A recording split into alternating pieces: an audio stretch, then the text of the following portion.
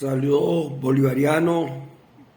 revolucionario, socialista, patriótico y profundamente chavista. Vamos a compartir en esta jornada de intercambio de saberes todo lo que significa la doctrina bolivariana de defensa integral y cómo ella está fundamentada en el pensamiento del libertador Simón Bolívar y en el resemantizar, en el reunificar y reimpulsar por parte de nuestro comandante Chávez todos los lineamientos que mostraremos y que se convierte en lo que se llama la doctrina de la defensa integral. Entonces, vamos a ver doctrina de defensa integral de la nación en el marco del bolivarianismo. En primer lugar, tenemos que contextualizar cómo surge el criterio de la defensa frente a la amenaza imperial en todo el proceso histórico de lo que fue la independencia de nuestra república. Entonces hay una amenaza imperialista empujada en primera instancia por España y posteriormente por los Estados Unidos. Esa amenaza imperial es la presencia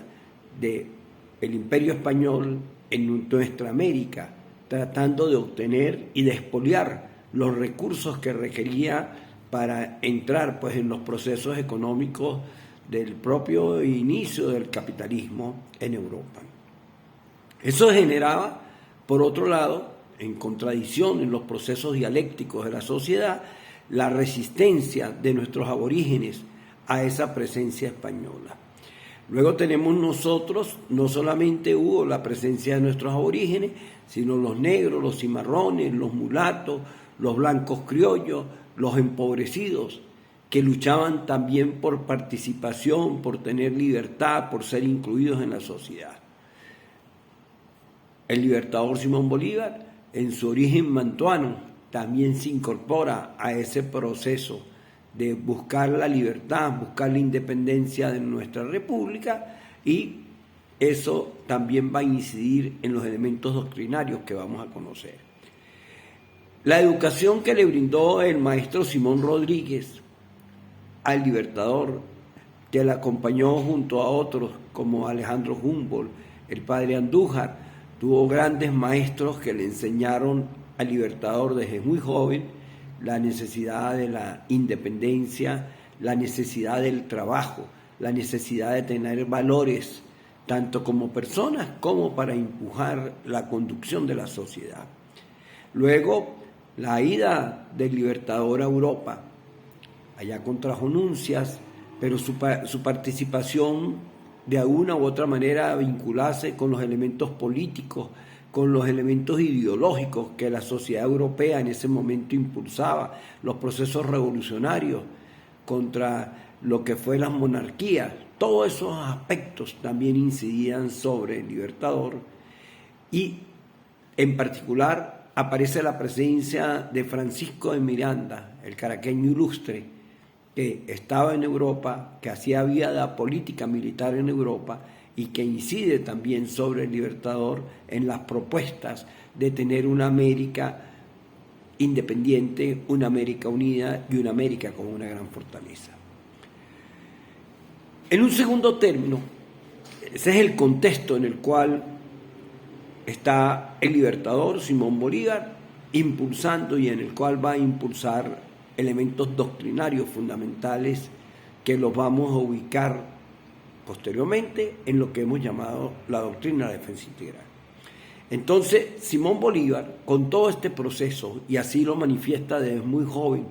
cuando desde Roma hace su juramento de regresar a la América para generar independencia, para generar libertad,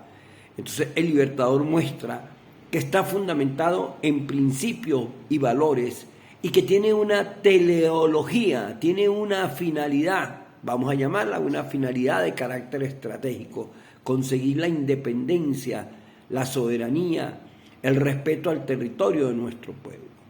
¿Cómo plasma eso el libertador? El libertador lo expresa en todos los grandes documentos como son la Carta de Jamaica, el Discurso de Angostura, los preparativos, para citar tres grandes de ellos, los preparativos para el Congreso Anfitriónico de Panamá, Allí se esbozan los grandes lineamientos políticos y estratégicos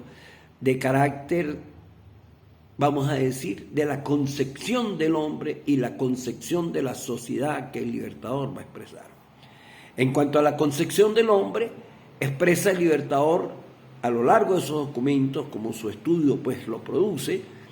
una concepción eminentemente humanística. Un hombre que sea la expresión de lo ético, la libertad, que sea un hombre que valore el trabajo. Por eso hay dos centros fundamentales del Libertador, lo que es la educación y el trabajo, enseñanzas que trae desde Rodríguez y que la va a expresar en los distintos conceptos políticos que emite y que justifica la razón de por qué la lucha por la independencia, la lucha por la libertad, la lucha contra la esclavitud, la lucha de la independencia del pueblo venezolano frente a los imperios, pues. Entonces, para eso se requiere hombres. Y en un momento expresó el Libertador, hombres que trascienden. Por eso él decía el republicano, el hombre para vivir en la república. Tenemos que formar a ese hombre, que sea humanista, que sea ético, que sea libre y que sea productivo,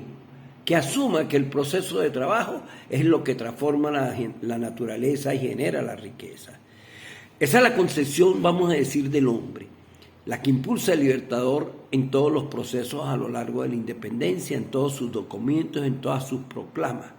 En segundo lugar, expresa la concepción de la sociedad, que vamos a convertir la concepción de la sociedad en la concepción de la patria. Entonces, cuando habla el Libertador de la concepción de la patria, establece elementos fundamentales. Una patria que tiene un territorio, tiene un gran espacio terrestre, marítimo. En ese momento no se manejaba la importancia estratégica del espacio aéreo, pero el Libertador nos deja las bases de que ese territorio tiene que ser soberano, tiene que ser libre, y que ese territorio, que esto es una cosa muy importante en esa concepción de la patria, genera independencia, y por lo tanto hay que valorar la riqueza que el territorio tiene. Es importante, por ejemplo, en el discurso de Angostura, en la última parte, cuando él se está despidiendo en el discurso de Angostura, cuando es como el soñador, cuando expresa que qué sería de nuestra patria en unos tiempos adelante, con esa riqueza, con ese esplendor que va a transitar más allá de los mares. Entonces, esas expresiones poéticas del Libertador, de carácter prospectivo, de carácter estratégico, de carácter futurístico, y no se conocía. El Libertador no tenía la magnitud real de la cantidad de recursos, ni se conocía el petróleo, ni se conocían los minerales que hoy hay en amplia carta,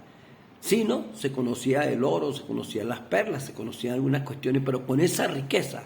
ya Bolívar vislumbraba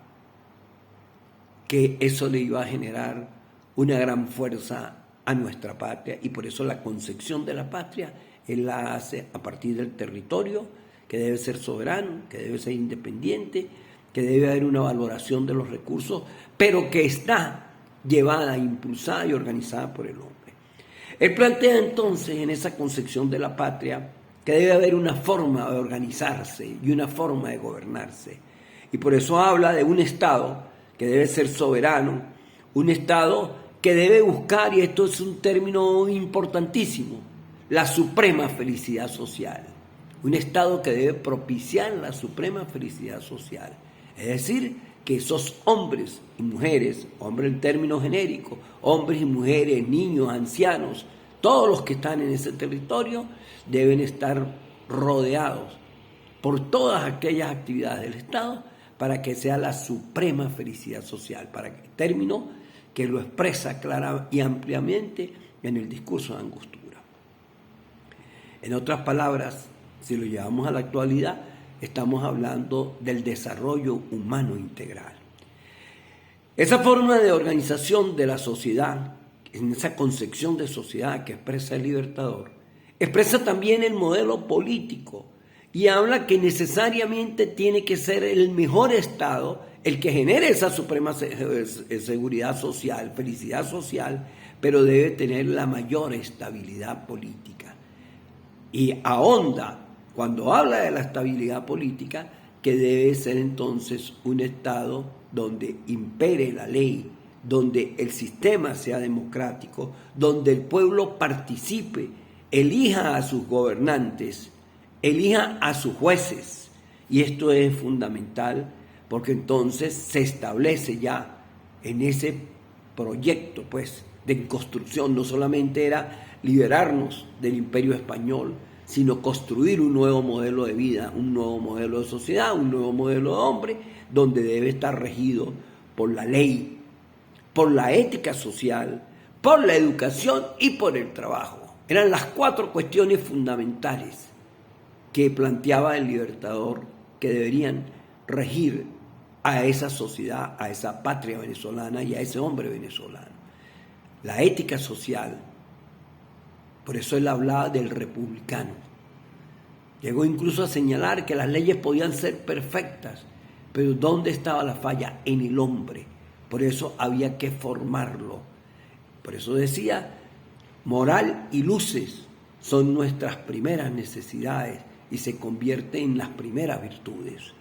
Entonces, eso es una ética social y es una educación y es la concepción del trabajo como productora de riqueza. Y puntualizo estos elementos porque esto es lo que después tenemos que considerar hoy en lo que llamamos socialismo del siglo XXI. Luego, otro elemento que establece el Libertador a lo largo de todo el proceso es lo que se llama la unidad en la América Meridional. Unir a los pueblos de la América Meridional. Esa fue la gran lucha del Libertador cuando no solamente se conformó con generar una independencia territorial, una independencia política o una independencia en cierta medida de lo económico, en lo social de Venezuela, sino se fue mucho más allá, traspasó la frontera en la construcción de la Gran Colombia, en unir 6 grandes repúblicas que soñó, impulsó, lamentablemente siempre el enemigo, el saboteo, y como lo vamos a ver, las doctrinas imperiales impedían consolidar lo que se llamó la anfitrionía, mediante el Congreso de Panamá, generar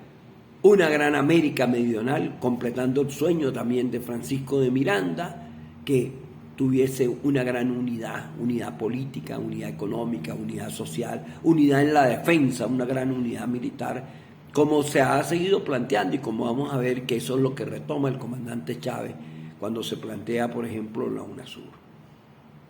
Entonces el Libertador plantea esa necesidad de la unidad